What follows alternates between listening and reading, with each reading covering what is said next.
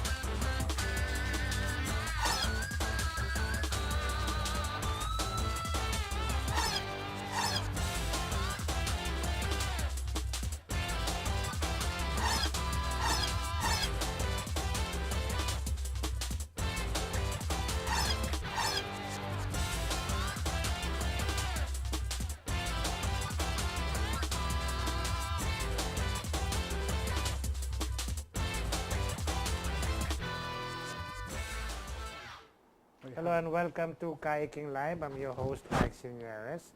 In the first segment, we're going to talk about something very basic, very important, and very nice actually. We're going to talk about the butterfly house, and for that we have invited the, what are you, designer, inventor, developer? Inventor would be the proper term. You are the inventor of the butterfly house. May I introduce to you Mr. Rodolfo Vonz Santos, direct from the United States of America, is it? Yes, I just Go back and forth. I just landed back here this weekend. Oh, okay, good. Yeah. Well, Vonz is a Phil-Am, and as far as I know, he's coming here to help the country in his own way. Welcome to the show, Vonz. Tell us about the butterfly house. Well, first of all, thank you for having me here again. It's my second time Yes. here, and it's an honor. Because last time you promised to come back, and you did good on your promise. That's right. You called, and I came. Okay, go. So, well, the butterfly house, actually, the story of the butterfly house started a month, basically, after the storm happened. A month after the storm, the Yolanda took place. You know, one of the things that started really beginning to bother me was, hate to say this, but the government response was really, really slow. They were announcing that there were over 4 million left homeless, over 1.1 million homes destroyed. And they said by Christmas we will have 2,000 houses up. And that was kind of shocking. I was like, well, shouldn't it be like 20,000 or 200,000 at least? Yeah. And what's sad about it is that after the first month and a half, it was already raining again in the Visayas. So all these tents were deployed, and next thing you know, they're being evacuated from the tent cities. Their floods are going up, and they're getting sick all over again. The water is all the way up to their knees, even higher. And so clearly the tents were not a proper solution for this problem. On top of that, by January, they were you had the government agencies talking about we're going to have 50,000 bunkhouses up, and then a week later it became 30,000, and then it became 26,000. Yeah, bunkhouses. Yeah. And but what ended up happening was right before the Christmas holiday, I decided to take the Christmas holiday and the New Year's holiday week, and I came up with this concept. And this Could you backtrack a little bit? How did you think of this? Yeah, well, that's the thing.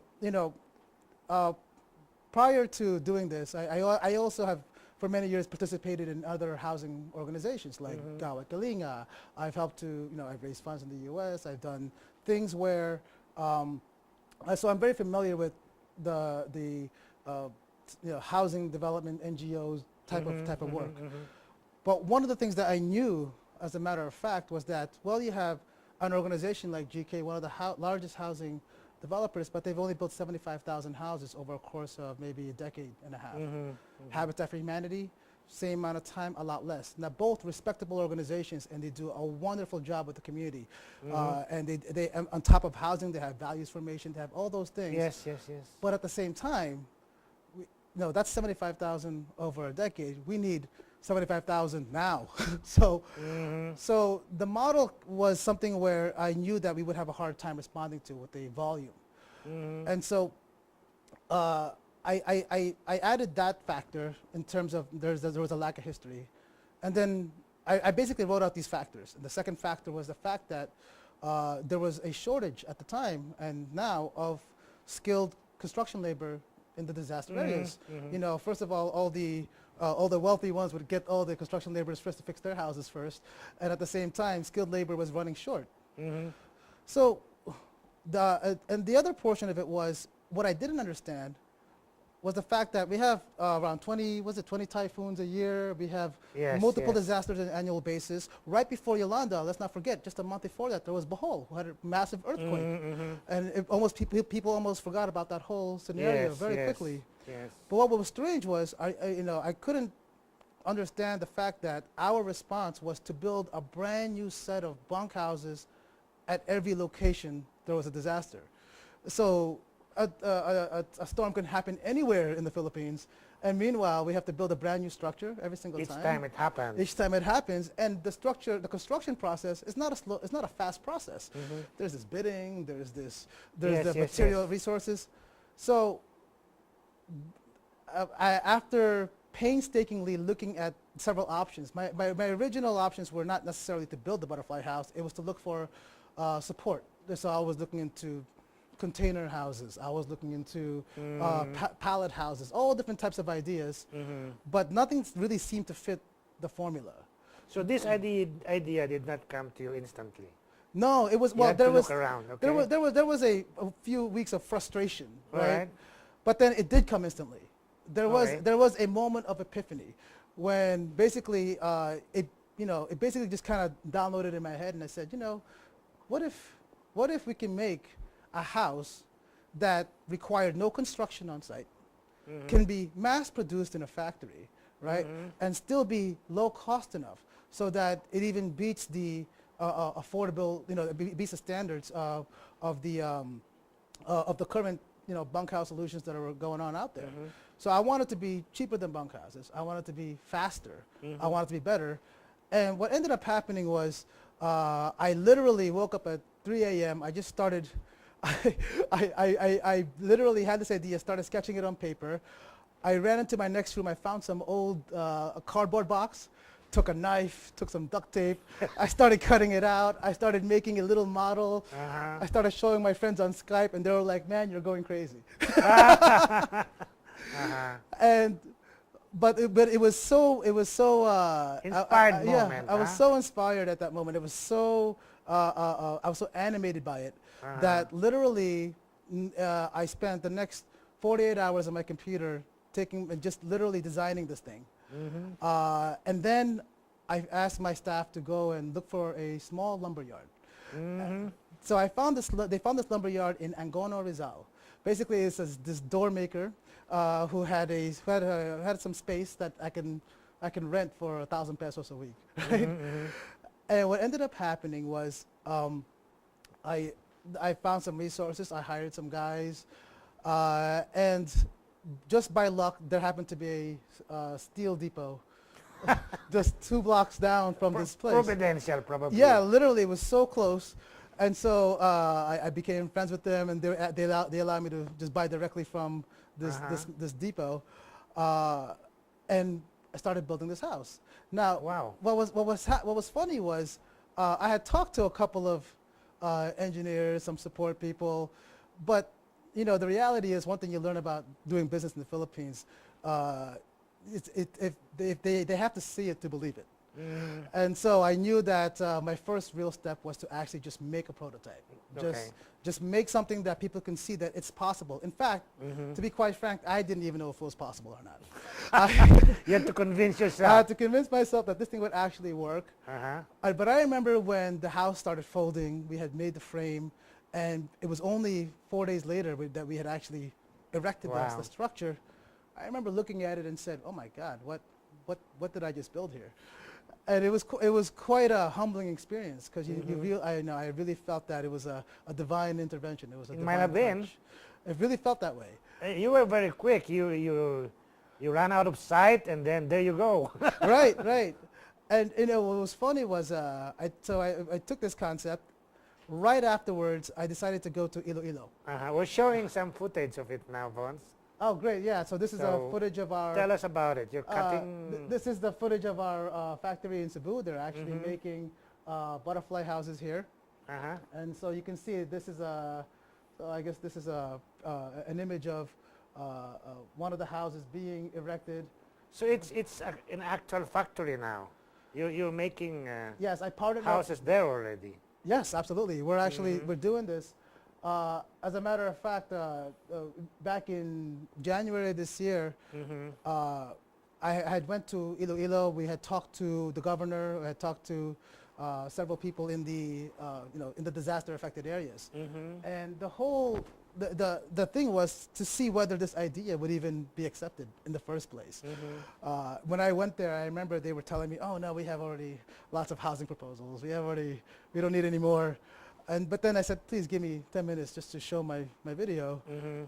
The engineers were just looking at the video. They're like, "Oh my God, this thing actually closes." In fact, There's a fleet of trucks coming in. What are they carrying? no, actually, in this scene here, you'll notice in the back that white truck there. That's actually a bunch of butterfly houses on a truck. All So right. this actually shows the portability of the butterfly house. So we are talking about a folding house, but what's nice about it is that we can fit around. In this case, Oh, how many houses do you have in that truck? in this case, there's only 5 houses there. We can actually fit 6. You say donated. Who donated it? This one was donated by the Philippine Disaster Recovery Foundation, All right. PDRF. All right. We're actually building 50 under their donation right now, and they're going to Tacloban. This is a set of 5, and you'll notice that's a 20-foot truck. In a 40-foot truck, we can actually fit 12 houses. So what's amazing about it is that It's like a kit. yeah, literally. I mean, we're talking about if I wanted 24 houses up in a fast period of time, a disaster happens. We send over 2 trucks, instant village. Fantastic.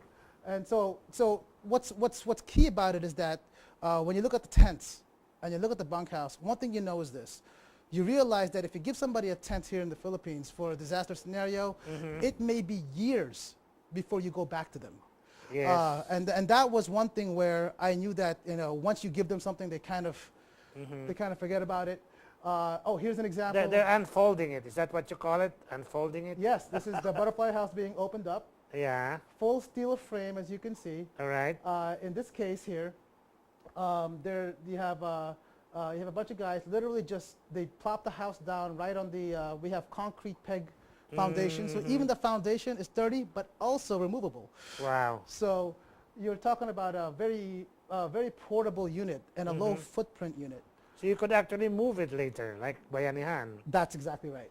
You can move the house. So Wow. which is actually important because one of the problems with the bunkhouses is the fact that there's always this land issue, right? In this case, because the house is portable, it's a low commit. So in other words, they can agree to put the house up, but when they remove it, you'll notice even the holes in the ground will be removed. So basically, Alright. it's a very That's one side of it up now, right? yeah. In this case, this is a 12 square meter butterfly house unit. You'll notice there's a giant window in the back. The window, these are designed to be row style, so they're All right. side by Okay, side. okay. So But you could actually put one side by side and it's going to look like a modular house, right? oh, absolutely. In fact, the houses are also connectable. So you have a 12 square meter basic unit, but then you have a connector that's around 4. So we can create a 26 square meter dwelling. Well, So- this is definitely a lot better than a tent Oh, it's or a bunkhouse, right? it's superior. I mean, you have privacy. You have a door Oh, lock. okay. You have your own space. Bunkhouses, they're one wall next to each other. What is that? Is that another roof? Yeah, this is the other side of the house. Oh, So you'll see the floor is coming down after the roof was just lifted up. uh-huh. All right, and then they're Fantastic. gonna lift up the side of the house. And you could do that in what? In an hour? No, they're putting up the house. You notice that was just done within minutes. Huh. Amazing. In fact, we set up 5 houses in this one area here. We did it in less than an hour, and you'll know. I mean, they're opening it, they're locking it. Of course, the what do you call that? The drainage will take longer, right? Well, right now, we're providing a transition shelter system. So we actually have a separate bathroom. We have a folding bathroom too. But, Okay. well, but the bathroom is right now outside. So Okay. More or less, how much would that house, the one we see now? so these houses were done. These are one of the first batches that we did. Eventually, we're changing the material from the marine plywood into what we call eco boards. Eco boards. Eco all right. boards are recycled Tetra Pak. And Where do you get those? we're actually shipping them in right now From where? Thailand. We could probably make those here. We could. In fact, we have I Tetra hope, Pak here too. I hope we make Or them here. sachets. Yeah, right? right Sachets. now we make them into bags, right? Now we're talking about making I can give them- you an unlimited supply of sachets. We'll make- Recycled, huh? We'll make them into houses. Yeah, good, So- good, super. Yeah, and those houses, they'll go for around 65K ex-factory pricing. More or less, without my commission. All right, good. Got it. I can see that. Well, you know, Vonz, I'm curious about what happened to you. Last time I talked to you, you were into cutting-edge medicine. I still am. And then suddenly this thing came about. Well, yeah, my actual business, I'm in the biotech space. I know. Yeah, so I'm developing a treatment for Alzheimer's right now, and I'm not. My scientists are. Yes, yes, yes. However, one thing I believe in is that there's as a Filipino, we have a specific responsibility to the Philippines. So in as much as I am very busy with my other work, when a disaster happens, when there's a scenario like Yolanda that takes place, or even just the general state of things, that has to also be a priority in my life. So this came out of your love for the country. I mean, why I else know would you're going to make a lot of money from high-tech medicine anyway. That's a Right? different interview. Another interview, okay. But I would say that I genuinely felt frustrated. I genuinely felt disturbed. There was something that I knew that I wanted to participate and do something, and it just turned out that at the end of the day, this thing came out of my mind and ended up making a butterfly house. But I know for a fact that you are not alone. You That's right. come from a big group of Philams That's right. who came back here. What Yes. are you, second generation, third generation? I'm a second generation Okay. Filipino American. Okay. In fact, yeah, I'm very, very proud of my group actually. I know. I the- met some of them already. Yeah, Yeah. and you can see they're very animated people. Uh-huh, I mean, they're the kind of people that they're developing social enterprises. They're the kind of people that are, they're the kind of Philams that have come here really looking to try to help. And what's different about, I guess, my group that you can say is that they didn't come here with just trying to help. First, they came to understand. And that's the most important thing. I think that a lot of foreigners, a lot of Philams even would come in with a pre-notion of how to help without really first understanding how it is and what to do. So we distinguish ourselves in that way. We spend a lot of time here. Some live here most of the time out of the year. Some have established businesses here. So that's the and so when this project came along, for example, they were the first to slap on my T-shirts and help me open and close the houses in front of cameras, and help me organize some of the press kits and develop Fantastic. communications. Yeah. Well, I'm comparing this to your other businesses, and this one is really in response to a felt need. Yeah, Right? I'll tell you this. When in February, we did a press launch at the Mine Museum, and the Mine Museum was very nice to actually give us the outside space for free to present this. When I launched it, we weren't even manufacturing ready at the time. My whole point of actually doing it and presenting it was that I really wanted to have, I really wanted to show that there was more creative ways that we can approach the disaster response scenario. I really felt that I wanted to show an example. So my first intention was really just to kind of spark ideas. You did. Right. And your friends believe in you, I believe in you, so you're here. Thank Yeah. you. Well, Uh, we have and- 5 more minutes, Vonz. And I also want to mention that a lot of awesome organizations and collaborations came in. Buji Royal, one of the you have one of the top furniture and top architects of the Philippines, designers and architects and designers and engineers that really came in and helped make the Butterfly House really even more robust. Okay. And so I myself, I'm not an engineer by trade. I just had this feeling, this idea, and decided to execute it. But then it became even more enhanced when more Filipino talent really came together. Okay. Okay. Well, let's talk about the operational side. We have people watching. What if they're interested in your house? What do they do? It's really funny because since we launched it, we've had requests for houses, like we have it almost every single day. And not just from the Philippines. We're getting requests for the Butterfly House in Nigeria, South Wow. America, Saudi Arabia, Syria, Middle East, all over the place. Great. From Haiti, India. I mean, we have so many requests for this house internationally. And one of the biggest challenges that we have is we are actually just setting up. We've been setting up our manufacturing. We've been developing the process. So I'll be happy to say that by the end of this month, we would have developed our first 50 houses for Tacloban. All right. And that was actually designed so we can prove out our manufacturing process. That's your living showroom. That's your proof of concept. That's right. Yeah, living showroom. That's right. Uh-huh, And uh-huh. we'll have around 200 more coming up right after that. And we are actually going to be setting up distribution points in Manila, in Cebu, and some other areas in the Visayas, so that we can actually start taking in individual orders. I think I can help you with recycled Tetra Paks and sachets and all that, because it Yeah. solves a problem. Yeah. Yeah. That to me, I found it. Well, the material that we're using now, this recycled Tetra Pak, it's waterproof, it's fireproof, it deflects heat, it's stronger than Fantastic. plywood, and it's a recycled material. So, Even the tarpaulins could be shredded and become part of it, because tarpaulins are a problem. okay. Yeah. Yeah, why not? Even candy wrappers. yeah. I mean, for me, to me, I have to thank the Buji Royal Group for that, because they really looked at the house and said, how far can we take this in terms of design, in terms of Fantastic. material? And so, in fact, my first prototype, I started out with just wood. I started, let me think of cocoa lumber, etc. That was a mess. I can imagine.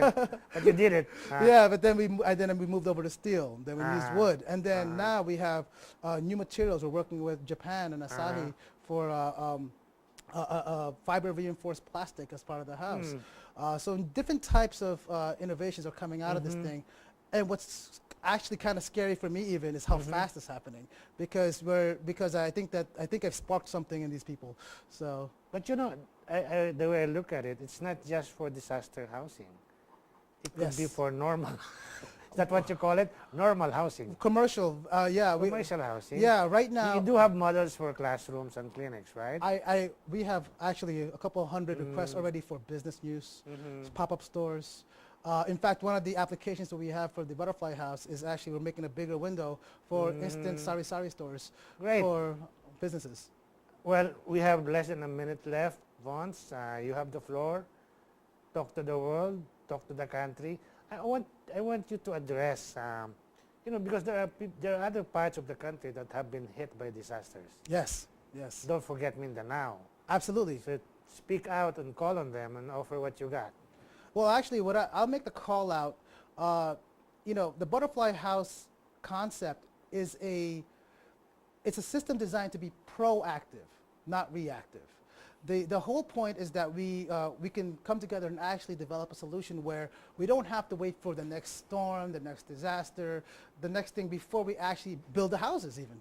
And if there are organizations, NGOs out there that are looking to actually be part of something like that, we all know that not just last year or this year, but next year and the year to come, something else is going to happen. Heaven forbid it's not as bad, but at the end of the day, as long as we're prepared, I invite you to join me to actually really explore this opportunity as a proactive solution for disaster response, shelter, and at the end of the day, this was born from one of the most horrible tragedies on this planet. And the Philippines was a victim. I would like to see a year from now where Philippines is recognized as a disaster response expert. You're a powerhouse. We're really blessed to have you and other Phil-Ams coming back here. But you said, heaven forbid, but if it does happen, have no fear. Butterfly House is here. Oh my God, that's great. Thank you, Wonderful. Vonz. Thank you. Stay for a while. Let's talk for a while. Okay. Take it away, baby.